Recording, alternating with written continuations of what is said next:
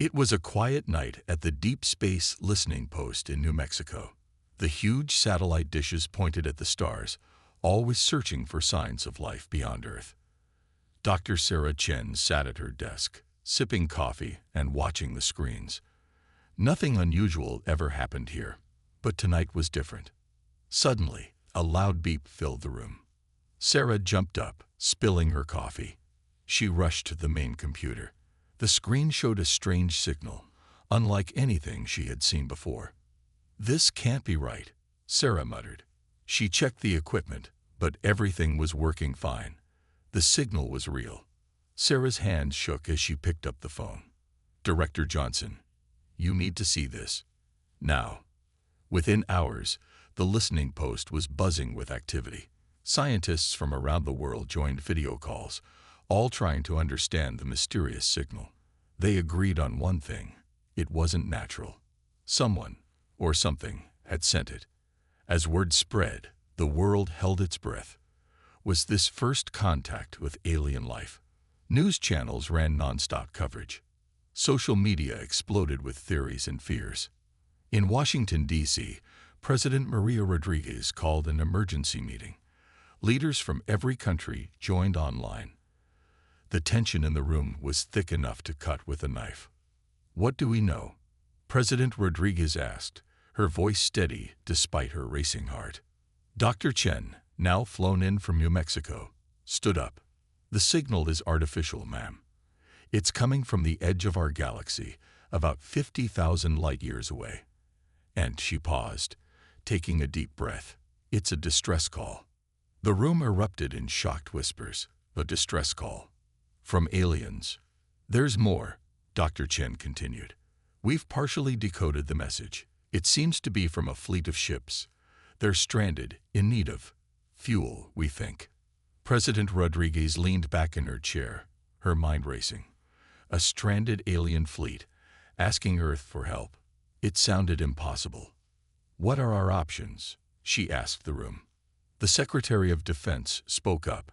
"We could ignore it, pretend we never got the message, and leave them to die." The Secretary of State countered. "What if they remember that when they eventually reach us?" As the debate raged, Dr. Chen's phone buzzed. She looked down and gasped. "Madam President," she interrupted, "I'm sorry, but you need to see this." She tapped on her tablet, and an image appeared on the big screen. It showed a massive object, barely visible against the backdrop of space. "This image just came in from the James Webb Space Telescope," Dr. Chen explained. "It's them, the alien fleet." The room fell silent. On the screen, they could make out the shapes of enormous ships, clustered together like a flock of strange metal birds. President Rodriguez stood up, her decision made. "Ladies and gentlemen, the choice is clear. We can't ignore this. For the first time in history, humanity has a chance to help another species, to prove we're not alone in the universe. We must rise to this challenge." She turned to Dr. Chen. "Can we send a message back?" Dr. Chen nodded. "Yes, Madam President. It will take about 50,000 years to reach them at light speed. But nothing," the President interrupted. "We'll find a way to get there faster. Humanity has achieved the impossible before. We'll do it again." As the meeting adjourned, plans were already being made. The news spread quickly. Earth was going to attempt the greatest rescue mission in history. All around the world, people looked up at the night sky with new eyes. Somewhere out there, an alien civilization waited, hoping for help. And against all odds, that help was coming. In universities and research labs, scientists began working around the clock. In shipyards and factories, engineers started drawing up plans for spaceships that could cross the galaxy. For the first time in history, the entire human race united behind a single goal. They would reach that stranded fleet, no matter what it took. The greatest adventure in human history had begun. As night fell on Earth, billions of people stepped outside, gazing at the stars. Each point of light held new promise, new mystery. Humanity was about to take its first real step into the cosmos. and nothing would ever be the same again. 2 months had passed since the discovery of the alien distress signal. The world had changed more in those 60 days than in the last 60 years. Every nation, every person, was focused on one goal: making contact with the stranded alien fleet. In a secret underground facility in Switzerland, the best minds from around the world worked day and night. They called it the First Contact Center. Dr. Sarah Chen led the team, her eyes red from lack of sleep but bright with excitement. "We've done it," she announced to the room full of scientists and government officials. "We've found a way to send a message that will reach them in just a few days." The room erupted in cheers. President Rodriguez, who had flown in for this moment, stepped forward. "What does the message say, Dr. Chen?" Sarah smiled. "It's simple, Madam President. We're telling them we've heard their call for help, and we're coming." As the message was sent out into space, the world held its breath. Would the aliens respond? What would they say? 3 days later, they got their answer. The First Contact Center buzzed with activity as the alien reply came in. Dr. Chen and her team worked frantically to decode it. "It's a video message," she said, her voice filled with awe. "They want to show themselves to us." With shaking hands, Sarah pressed play. The large screen at the front of the room flickered to life. What they saw left everyone speechless. The alien was humanoid, but with blue skin and large almond-shaped eyes. It spoke, and the computer translated. "People of Earth, we are the Zarthan. We thank you for answering our call. Our fleet of 10,000 ships carries the last of our civilization. We fled our dying world, searching for a new home. But our journey has been long, and our ships are failing. We need your help." The alien's voice was filled with a mix of hope and desperation. It continued, "We have much to offer in return. Our technology, our knowledge, all of it will be yours if you can save us."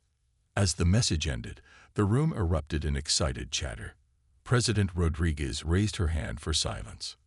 "Dr. Chen, what's your assessment? Can we trust them?" Sarah took a deep breath. "Madam President, in my opinion, yes.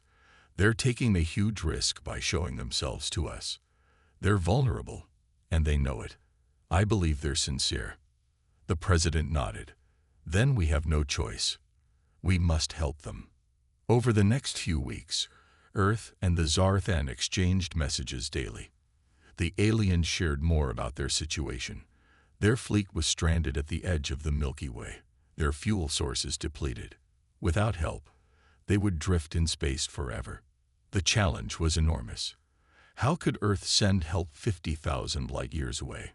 It seemed impossible. But humans had a secret weapon: determination.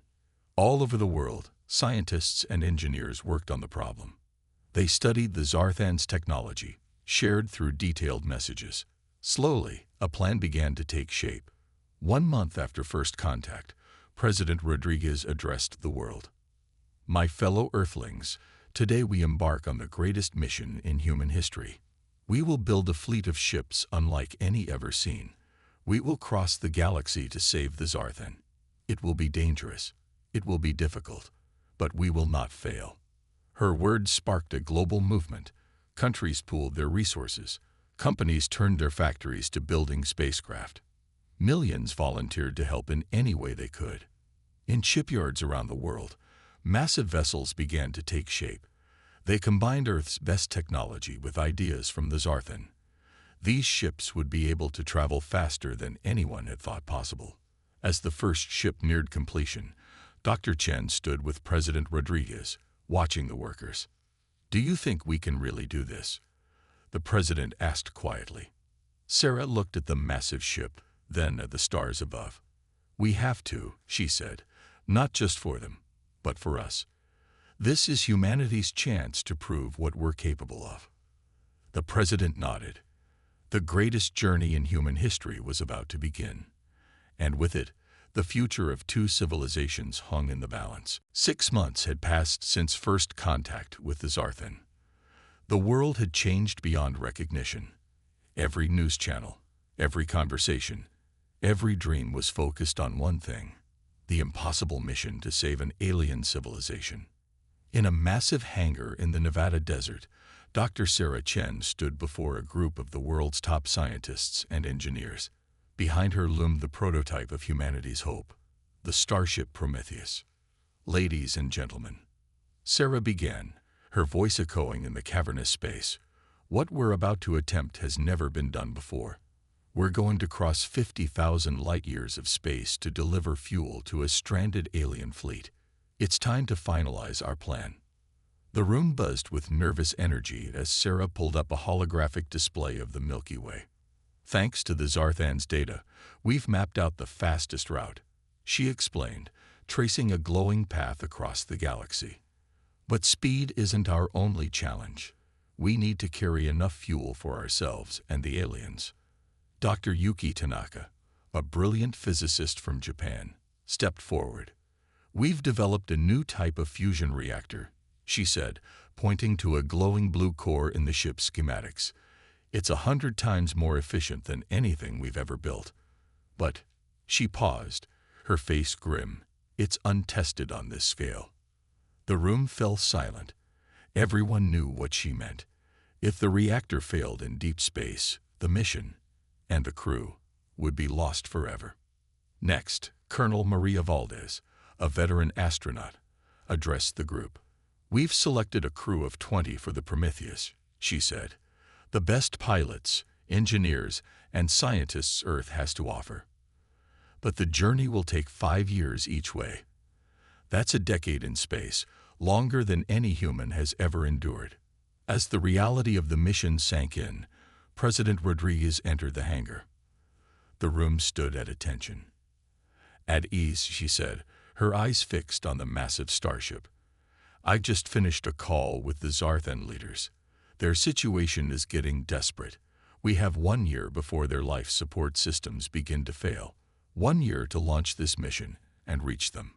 A murmur of concern spread through the crowd. 1 year seemed impossible. But Dr. Chen wasn't ready to give up. "Madam President," she said, her voice firm, "we have a plan. It's risky, but it's our best shot." Sarah turned to the holographic display, zooming in on a section of the galaxy. "We've identified 3 points along our route where we can establish refueling stations," she explained. "Unmanned ships will launch ahead of us, setting up these stations. It's the only way we can carry enough fuel for the Zarthan." The president nodded slowly. "And the risks?" Colonel Valdez stepped in. "The biggest risk is the unknown, ma'am. We'll be traveling through areas of space no human has ever seen.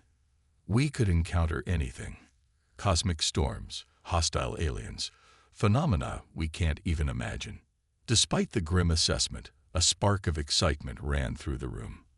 This was why they had become scientists and explorers, to face the unknown.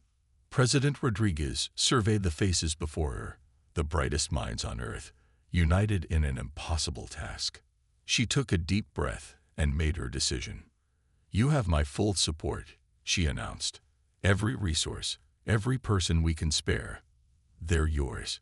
Humanity is counting on you. The Zarthan are counting on you. Make us proud." As the president left, the team burst into action. Engineers swarmed over the Prometheus, making final adjustments. Scientists ran last-minute calculations. The selected crew began their final round of training. Dr. Chen found a quiet moment alone, staring up at the gleaming hull of the Prometheus. The enormity of what they were about to attempt washed over her. They were about to leap into the unknown, to attempt something no species had ever done before. "Are we really ready for this?" she whispered to herself. As if in answer, her communicator beeped. It was a message from the Zarthan. As she read it, tears filled her eyes. It was simple, just 5 words. "Thank you. We believe in you." Sarah squared her shoulders, a new determination filling her. They would do this. They had to. The greatest adventure in human history was about to begin, and failure was not an option. As the sun set over the desert, casting long shadows across the hangar, the Prometheus stood ready. In just a few short weeks, it would leap into the stars, carrying with it the hopes and dreams of two civilizations. The impossible mission was about to begin. The day of the Prometheus launch was drawing near. All around the world, humans were united in a way they had never been before. Old enemies became friends, rivals turned into partners. Everyone understood the importance of this mission. In New York City, the United Nations building was buzzing with activity. Representatives from every country on Earth had gathered for an emergency session. The topic: how to support the Prometheus mission. "We need more resources," Dr. Sarah Chen explained to the assembly. She looked tired but determined. Every country must contribute. This isn't just America's mission. It's humanity's mission. The Chinese ambassador stood up. "China offers our entire space program to assist," he announced. "Our scientists, our rockets, everything we have." One by one, other countries followed. Russia offered their best engineers. Japan promised advanced robotics. Even small nations pledged what they could: food, medical supplies, anything to help. Meanwhile, in Silicon Valley, the world's top tech companies had set aside their competition.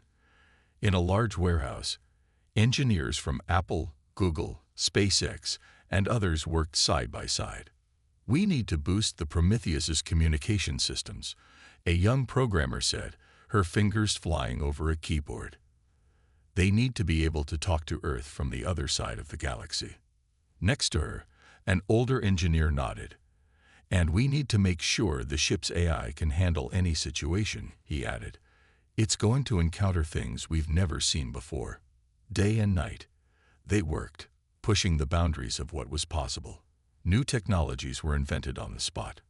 Ideas that once seemed like science fiction became reality. In orbit around Earth, the International Space Station had been transformed into a construction site. Astronauts from a dozen countries worked in spacesuits, assembling parts of the unmanned fuel ships that would support the Prometheus. Colonel Maria Valdez floated outside the station, overseeing the work. She spoke into her radio. "How's it looking, Yuri?" The Russian cosmonaut gave a thumbs up. "Assembling faster than expected, Colonel.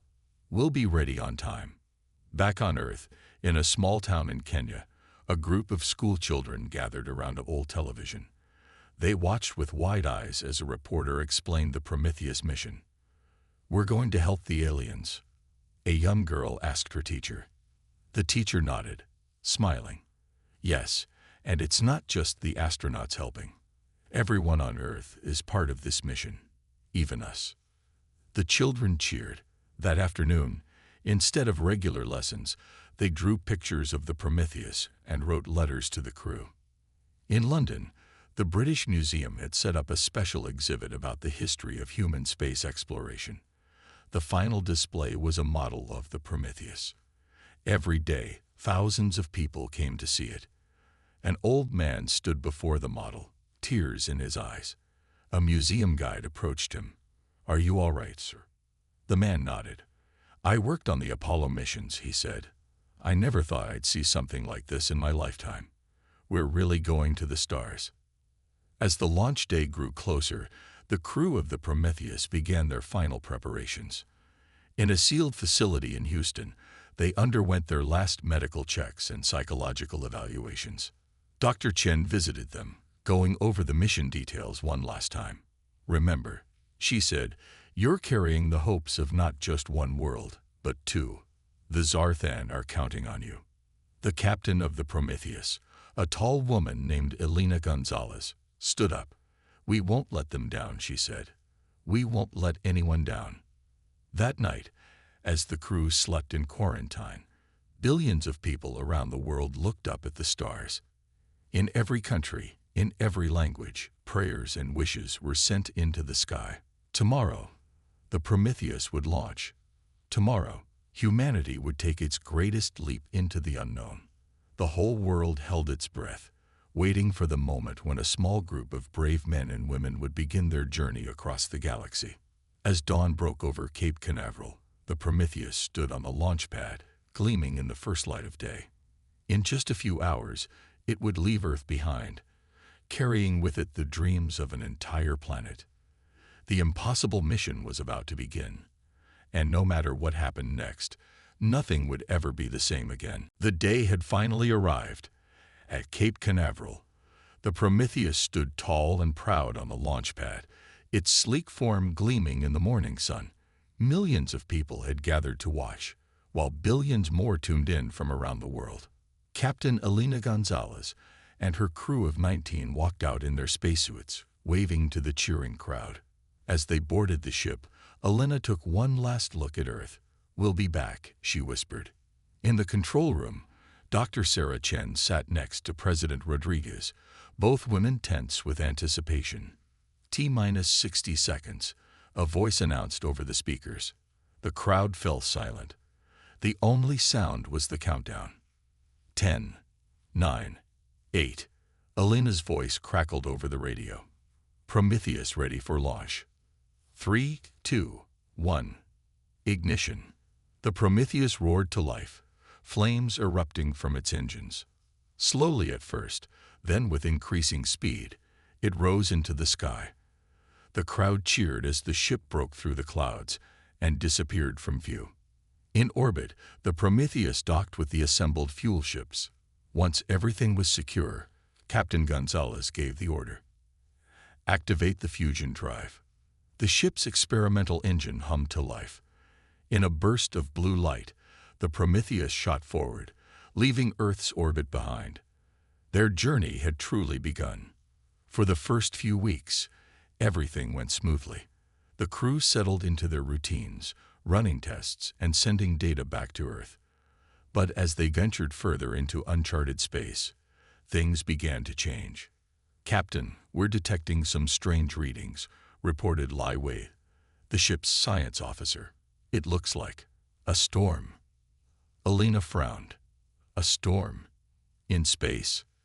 They soon got their answer. Ahead of them loomed a massive cloud of swirling energy, unlike anything they had ever seen. "It's blocking our path," Wei said.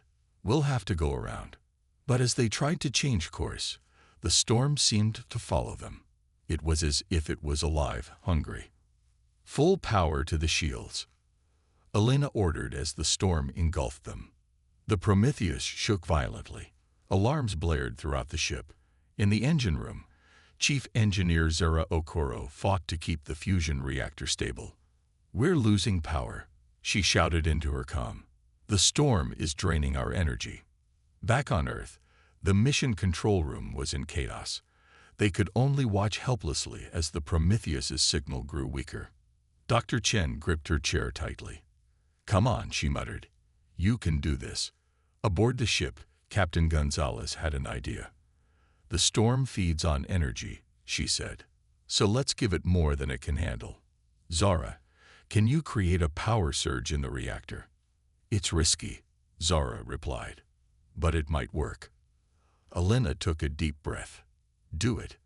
Zara pushed the reactor to its limits. The ship groaned under the strain. For a moment, it seemed like the Prometheus might tear itself apart. Then suddenly, there was a brilliant flash of light. The storm dissipated, leaving the ship floating in calm space once again. A cheer went up from the crew.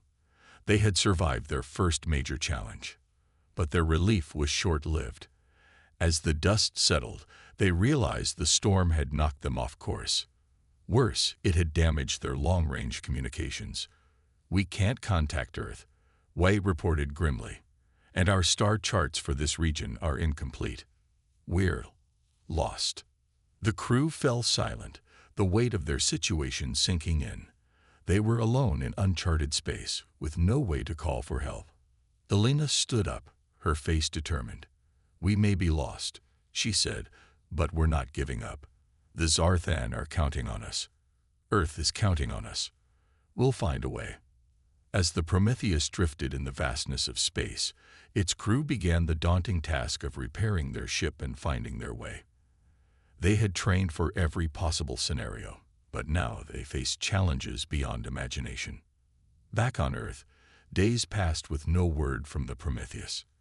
Dr. Chen refused to leave mission control, hoping for any sign of the ship. President Rodriguez addressed a worried world. "We have not lost hope," she declared. "The Prometheus and its crew are the best humanity has to offer. Wherever they are, they're fighting to complete their mission. And we'll be here, ready to help, when they find their way back to us." As she spoke, billions of humans looked to the stars, sending their thoughts to the brave crew of the Prometheus. Somewhere out there, 20 brave souls carried the hopes of two civilizations, facing the unknown with courage and determination. The mission to save the Zarthan had only just begun, and its greatest challenges still lay ahead. 3 years had passed since the Prometheus lost contact with Earth. The crew had faced countless challenges, navigating through asteroid fields, escaping the pull of a black hole, and even a close encounter with a hostile alien species. But through it all, they never lost sight of their mission. Now, finally, they had reached their destination. The massive Zarthan fleet loomed before them. Thousands of ships clustered together like a city in space. Captain Elena Gonzalez stood on the bridge, her eyes wide with awe. "We made it," she whispered. Then, louder, "Hail the Zarthan fleet." Communications Officer Jamal Thompson worked his console. "Channel open, Captain." Elena took a deep breath. "This is Captain Elena Gonzalez of the Earth ship Prometheus. We're here to help." For a moment, there was silence. Then a voice replied, filled with emotion. "Humans, you came. We had almost lost hope." Cheers erupted on the bridge. They had done it. They had reached the Zarthan. But their job wasn't over yet. As they approached the alien fleet, they saw the true extent of the Zarthan's plight.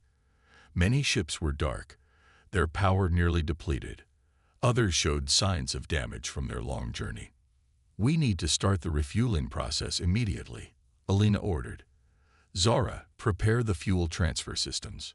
Chief Engineer Zara Okoro nodded. "On it, Captain.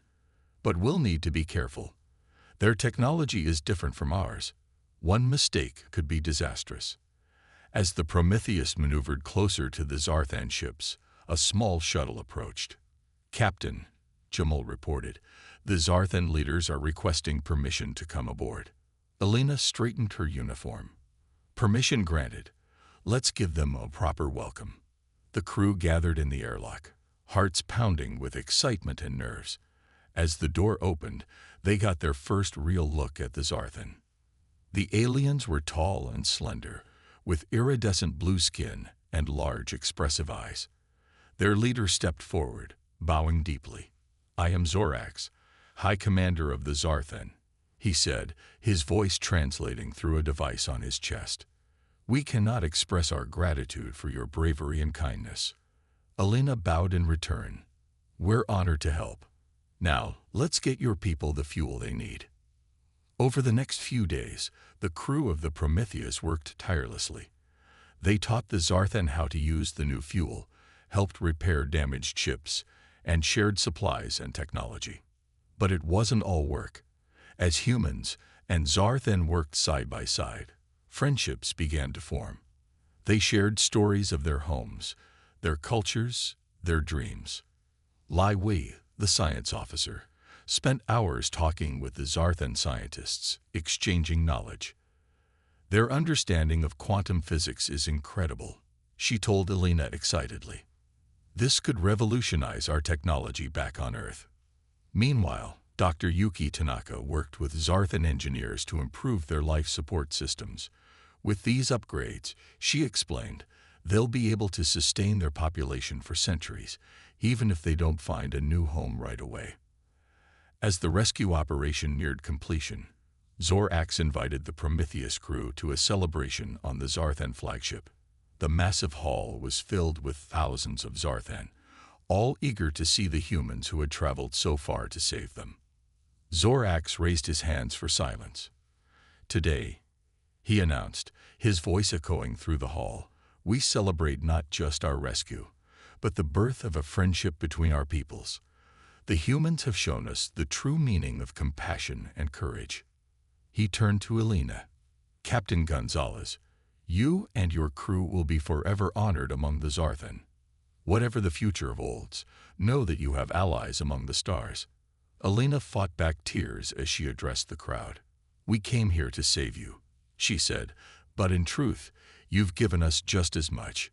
You've shown us that we're not alone in the universe, that there's hope for understanding between different species. As the celebration continued, Alina found a quiet moment to look out a viewport at the stars.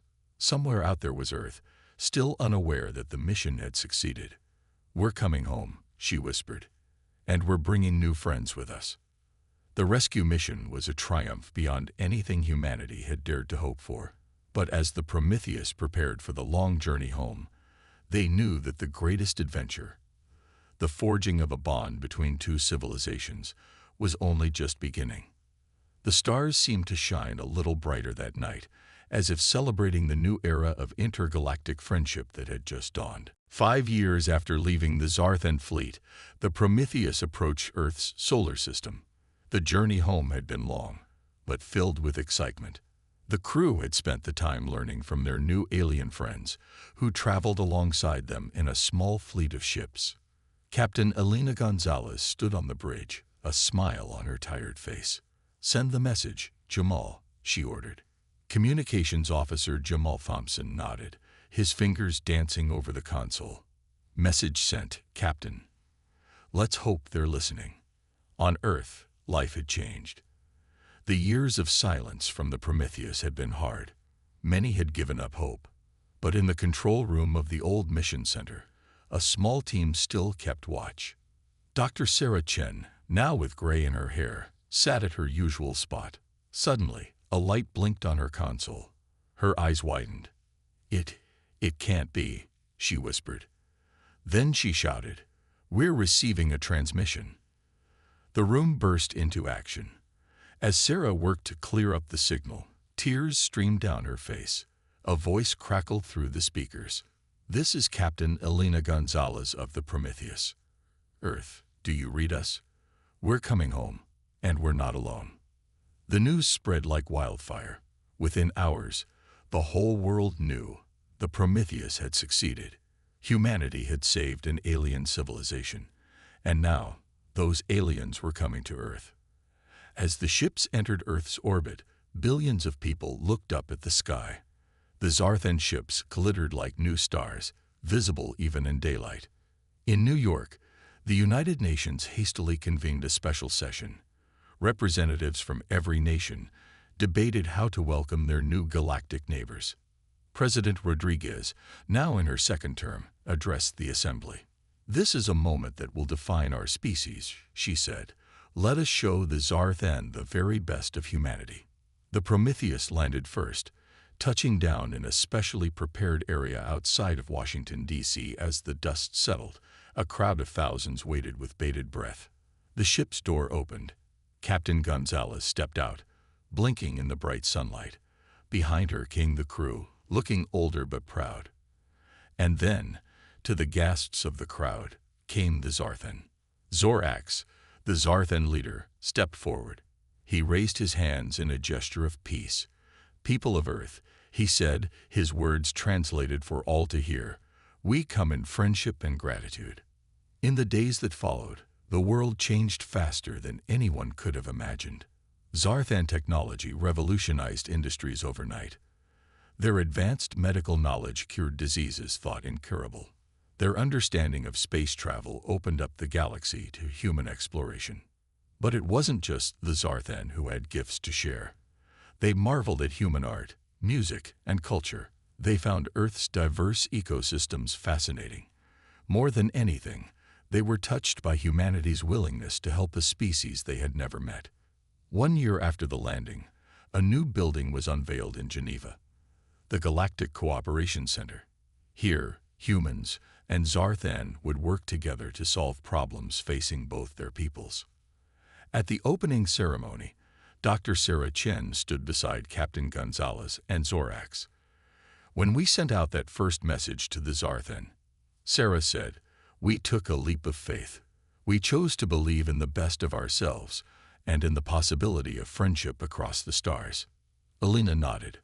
"Our journey proved that compassion knows no boundaries," she added.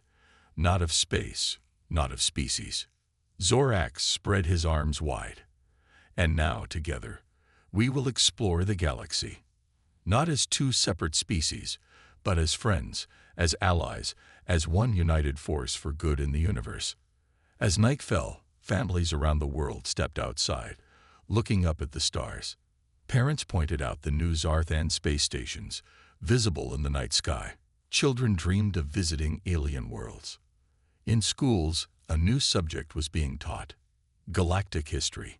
Students learned not just of human achievements, but of the rich culture and history of the Zarthan.